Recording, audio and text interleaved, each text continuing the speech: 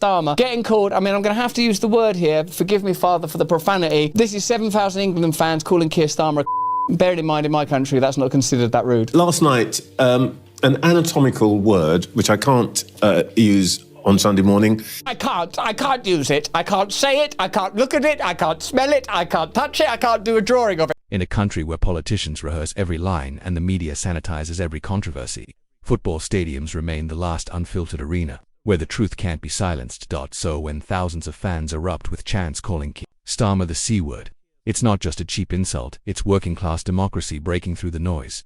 These are the very people Labour was built to represent, and they're making it painfully clear they've had enough. This wasn't a protest march or a talk show debate. It was real people, unfiltered, saying exactly what much of the country is thinking and doing it in front of millions. So where does Labour go from here? Let's talk about it. Just 5 years ago, Labour felt like a movement. Whether you loved or hated Jeremy Corbyn, the party had life fueled by young voters, powerful unions, grassroots energy, and most importantly, belief. The fact that so many Labour MPs say they can't work with Jeremy Corbyn, does that worry you? Let's hope he gets rid of him. Let's hope he gets rid of him when he gets voted in as leader and they get deselected and some people who support him get put in. All these people in the Parliamentary Labour Party are worried about are their tickets being thrown off the gravy train. They're going to get kicked off the gravy train. He's got the backing of all of his members and somehow that should be enough. Okay, but I mean they presumably don't think he can win an election, that's what they're worried about. He can win an election, definitely. He's got all of us behind him. Keir Starmer walked in promising unity and reform. What he delivered was something else entirely, a corporate coup, disguised as leadership. He didn't revive the Labour Party. He hollowed it out, turning a movement into a PR machine polished. On the surface, empty at the core. So when fans chant the C-word, they're not just mocking Starmer, they're mourning a betrayal, the loss of a party that once stood for them. I beg you, Keir Starmer, if you think that an £18 million penthouse is necessary for your child to complete his GCSEs while you're campaigning, why do you not think it's necessary for disabled people to have up to £761 or so to focus on surviving, paying their access needs, paying for mobility aid? Do you think that disabled people don't deserve the bare fucking minimum to be able to pay their living costs in a country that is despicably ableist? Starmer didn't just break promises, he broke trust. And the people chanting, they know exactly what that means. This isn't disrespect. It's a political funeral. Starmer wants power, but he doesn't understand the people he's trying to lead. He doesn't joke, he doesn't banter, he doesn't connect.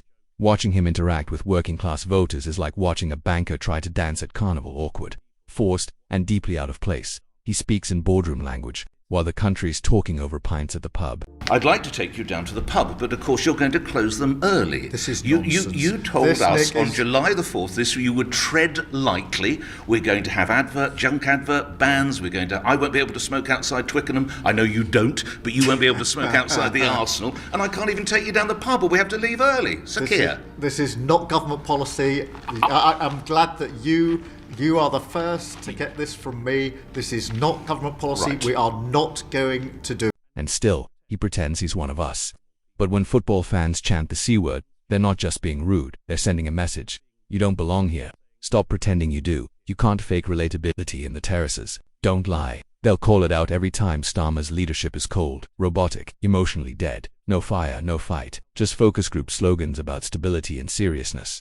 But voters aren't spreadsheets. They want passion. They want conviction. They want a leader who feels something. Starmer's Labour doesn't inspire, it numbs. And in that emotional vacuum, anger grows. That C-word chant wasn't just disrespect, it was bottled up frustration finally boiling over. Because here's the truth, reliability without connection is worthless. No one remembers a politician for being safe. They remember who made them feel something. That right now, the only thing Starmer makes people feel is contempt. Then what we end up in is a kind of bizarre and berserk dance. We chanted about the Prime Minister. It had 4 letters in it. Isn't it really early in your term of office for that level of unpopularity?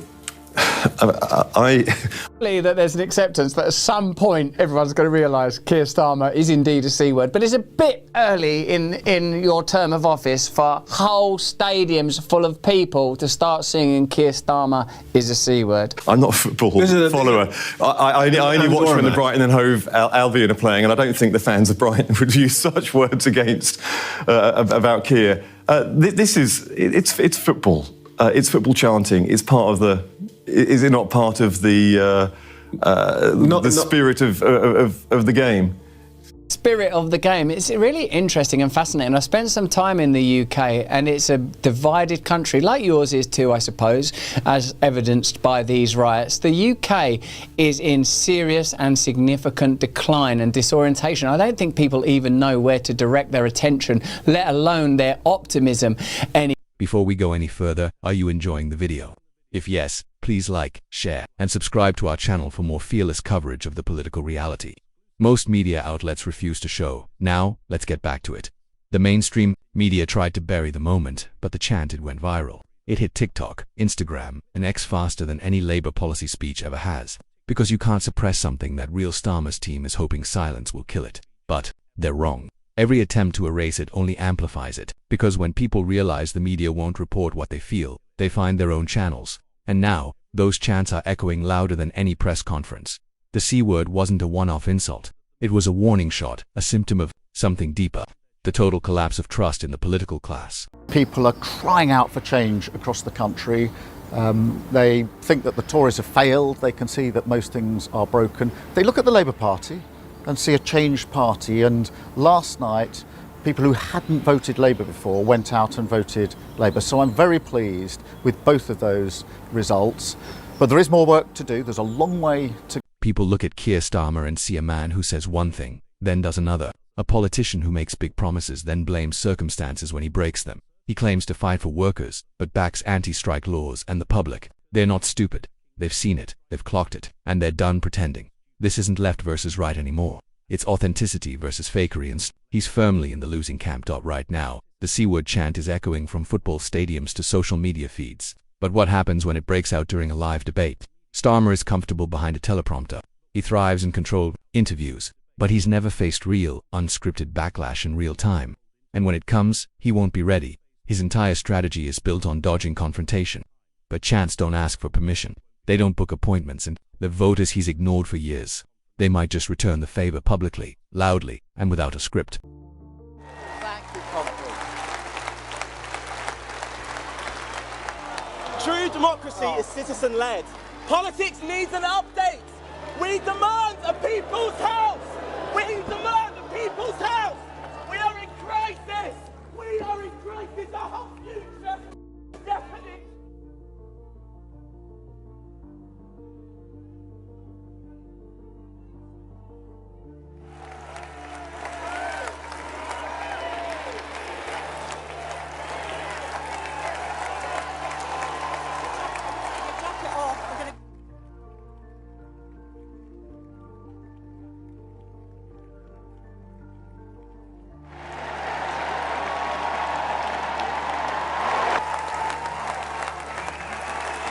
Thank you, Conference. Thank you. Thank you, Conference. If he thinks that bothers me, he doesn't know me. Yes, it's crude, but it's real. The C-word chant might just become something bigger. A coded rebellion against political plastic. Just like Let's Go Brandon became America's shorthand for disillusionment with Biden. Is the C-word could become Britain's unofficial slogan for everything wrong with sterile leadership and fake opposition. This isn't about policy anymore. It's a cultural rejection. It won't appear on campaign leaflets, but it'll be scratched into pub toilets, whispered at marches, shouted at concerts, and echoed across stadiums. Because when a leader loses respect, all that's left is mockery. And right now that mockery is spreading fast. Mr. Speaker, if he wants to know what Conservatives would do, he should resign and find out. Until then...